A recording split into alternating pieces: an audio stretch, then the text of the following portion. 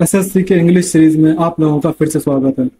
Practice set 20 ये भी नए फॉर्मेट पे बेस्ड है। पहला स्पॉट द एरर, जो कि पहला क्वेश्चन नंबर 1 से क्वेश्चन नंबर 5 तक रहेगा। Each of the players have submitted their documents, यानी कि प्रत्येक खिलाड़ी ने अपने दस्तावेज जमा कर दिए। तो इसमें गलती कहाँ पे आ रही है? ईच ऑफ द प्लेयर्स, जब ईच ऑफ लग गया तो उसने क्या किया, द प्लेयर्स को सिंगुलर बना दिया। तो अब जब सिंगुलर बन चुका है तो इसके आगे जो हेल्पिंग वर्ब होगा वो भी सिंगुलर ही आएगा। तो हैव की जगह क्या आ जाएगा? हैज। तो हो जाएगा each of the players has submitted their documents. Next है neither my friends nor my teacher supported my decision. तो देखो neither my friends nor my teacher support my decision लिखा हुआ, सपोर्टेड नहीं लिखा हुआ, सपोर्ट माई डिसीजन। तो यहाँ पे गलती क्या आ रही है? नाइदर नॉर वाला सेंटेंस है, तो इसमें जो तुम्हारा वर्ब है यहाँ पर सपोर्ट है।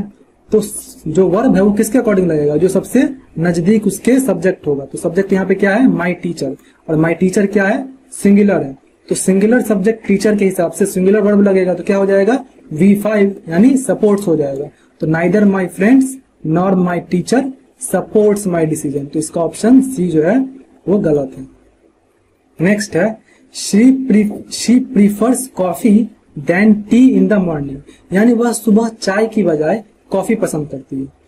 तो जब ये प्रीफर वाला जो भी सेंटेंस बनता है तो प्रीफर में क्या आता है? प्रीफर का रूल ही है prefer plus noun plus two. तो यहाँ पे क्या हो जाएगा? कॉफी के बाद जो है ये देन नहीं आएगा बल्कि टू आ जाएगा। She prefers coffee to tea in the morning. तो तुम्हारा इसमें कौन सा सेगमेंट गलत है? ये सेगमेंट गलत है। अब है ही did not knew that the shop was closed. देखो इसमें तो तुम्हें साफ देखते ही पता चल रहा है ही डिड नॉट न्यू लिख दिया। जब डिड नॉट लग गया तो डिड के साथ जब भी लगता है V1 लगता है भाई, V2 नहीं लगता। तो डिड प्लस V1 होगा। तो he did not know that the shop was closed. तो ये तुम्हारा सेगमेंट गलत है। नेक्स्ट है the principal as well as the teachers were present in the meeting. अब देखो यहाँ पर जो है एज वेल एज लिख दिया।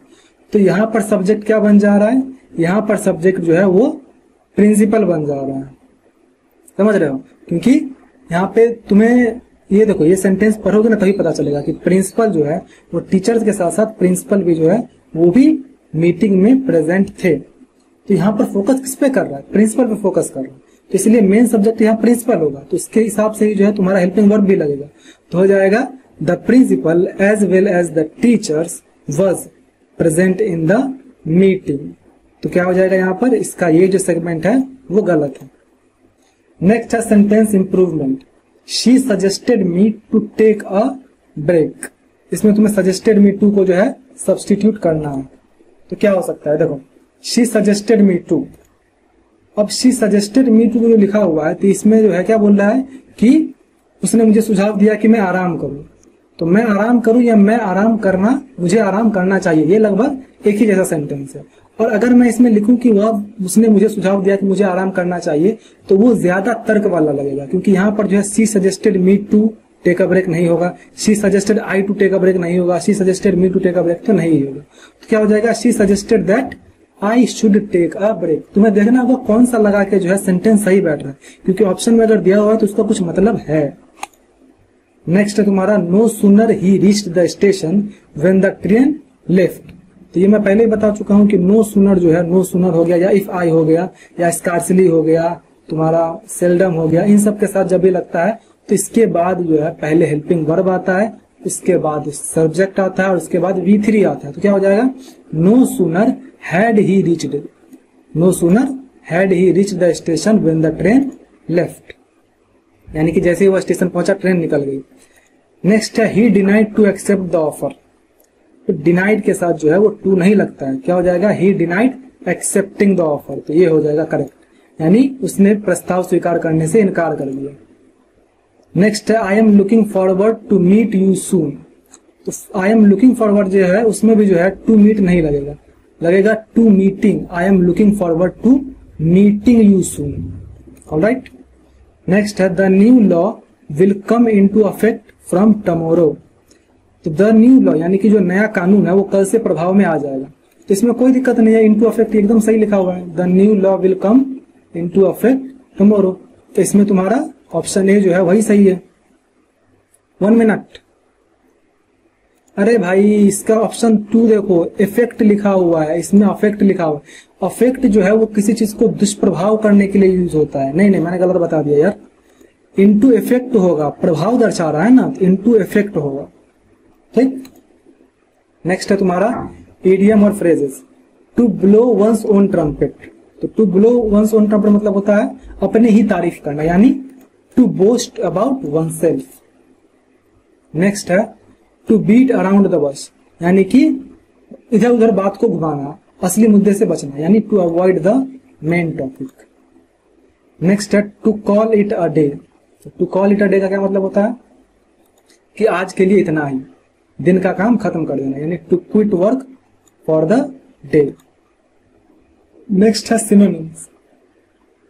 सिनोनिम्स में क्या पहले दिया हुआ है, अडामेंट। तो अडामेंट का क्या मतलब होता है, अडामेंट मतलब होता है जिद्दी, अड़ियल। तो क्या हो जाएगा, क्या हो जाएगा, स्टबर्न हो जाएगा।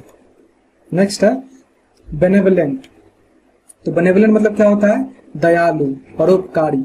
उसका क्या हो जाएगा सिनोनिम्स, काइंड हो जाएगा। नेक्स्ट है इलोकेंट। तो इलोकेंट का मतलब क्या होता है, इलोकेंट मतलब होता है प्रभावशाली, मैं पहले ही बता चुका हूं। तो इलोकेंट का क्या हो जाएगा, इसमें से फ्लुएंट हो जाएगा। फ्लुएंट मतलब एक तरह से प्रभावशाली या फिर धारा प्रभाव होता है, और बाकी तीनों तो नहीं होगा, साइलेंट, ऑकवर्ड या रफ नहीं होगा।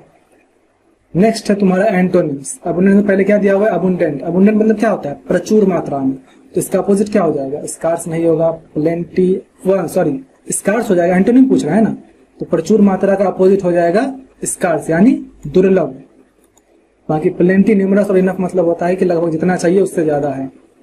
नेक्स्ट है तुम्हारा ऑप्टिमिस्टिक। ऑप्टिमिस्टिक कौन लोग होते हैं, जो हमेशा हर चीज में आशावादी, जिसको कह सकते हो तुम, हर चीज में जो है पॉजिटिव सोचो। तो इसका अपोजिट क्या हो जाएगा, पेसिमिस्टिक। पेसिमिस्टिक मतलब निराशावादी। नेक्स्ट है एंशिएंट। एंशिएंट मतलब पुराना, तो मॉडर्न। मॉडर्न मतलब आधुनिक, तो इसका अपोजिट हो जाएगा मॉडर्न। नेक्स्ट है fill in the blanks. The teacher asked the students to blank the instructions carefully, यानी शिक्षक ने छात्रों से कहा कि वो निर्देशों को ध्यान से सुने। तो यहाँ पर क्या हो जाएगा, द स्टूडेंट्स टू। तो टू के बाद क्या लगेगा, सीधे सिंपल द लिसन लगेगा। The teacher asked the students to listen the instruction carefully, बस लिसन लगेगा, इसका सही है। नेक्स्ट है she has been living in Delhi blank 2015। अब देखो 2015 क्या दिखा रहा है, वो किसी स्पेसिफिक ड्यूरेशन को नहीं दिखा रहा है, वो स्पेसिफिक पॉइंट ऑफ टाइम को दर्शा रहा है। तो क्या हो जाएगा, यहाँ पे लगेगा सिंस, क्योंकि ये किसमें है, प्रेजेंट परफेक्ट कंटिन्यूअस टेंस में। अगर फ्यूचर में होता तब हम फ्रॉम लगाते, लेकिन यहाँ पर प्रेजेंट में है, प्रेजेंट या पास्ट में क्या लगता है, सिंस ही लगता है, तो सिंस हो जाएगा। नेक्स्ट है if it rains tomorrow we blank stay at home, यानी कि अगर आज वर्षा होती है तो हम घर पे रहेंगे, तो we will stay at home. ये तो एकदम सिंपल है, इसमें कोई दिक्कत ही नहीं।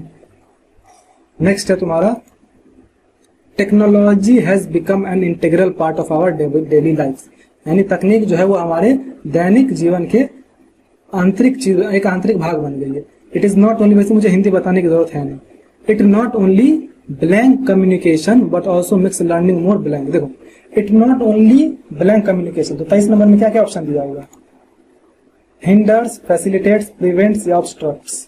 तो क्या कहना चाह रहा है ये, it not only blank communication. तो कम्युनिकेशन को क्या कर सकती है, ये आसान बनाएगी, तकनीकी संचार को ये आसान बनाएगी। तो आसान बनाने के यहाँ पे क्या इंग्लिश है, फैसिलिटेट्स। फैसिलिटेट मतलब ये तकनीकी संचार को आसान बनाती है, फैसिलिटेट्स हो जाएगा यहाँ पर। तब it not only facilitates communication but also makes learning more, makes learning more.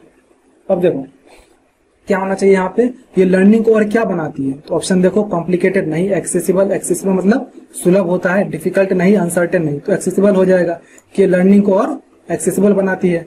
However it is important to use technology wisely, यानी कि टेक्नोलॉजी को एकदम बुद्धिमानी से यूज करना जरूरी है, अदरवाइज वरना इट में कॉज नेगेटिव इफेक्ट्स। कॉज हो सकता है, यहाँ पर देख लेते हैं ऑप्शन में क्या क्या है, प्रोड्यूस, प्रोड्यूस्ड, प्रोड्यूसिंग या प्रोड्यूस। देखो यहाँ पे तो भाई किसी तरह के वर्ब फॉर्म को यूज करने की जरूरत नहीं है, बेस फॉर्म तुम यूज कर सकते हो, सीधा क्या हो जाएगा, अदरवाइज इट में प्रोड्यूस नेगेटिव इफेक्ट्स, नहीं तो ये जो है नकारात्मक प्रभाव पैदा कर सकती है। तो बस इस तरह से तुम्हारा प्रैक्टिस सेट 20 भी खत्म होता है। आपका जो भी स्कोर हुआ कमेंट कर दीजिए। एंड मिलते हैं नेक्स्ट वीडियो में।